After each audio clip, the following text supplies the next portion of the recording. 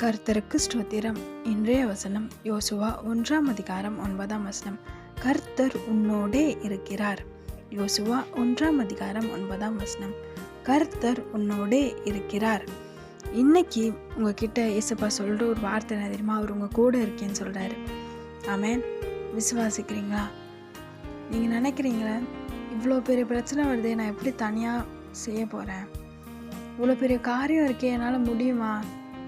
இல்லை நான் பாவம் பண்ணிட்டேன், ஏசப்பா என்னை மன்னிப்பாரா? இன்னும் என் கூட இருக்கிறாரா?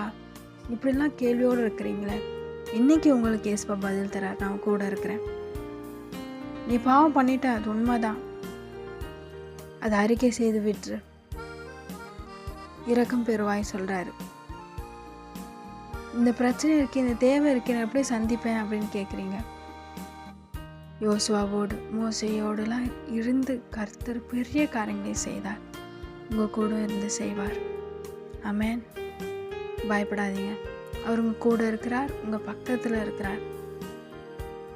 உங்களோடு இருந்து பெரிய காரியங்களை செய்து உங்களை சாட்சியாக நிறுத்துவார். ஆமென்.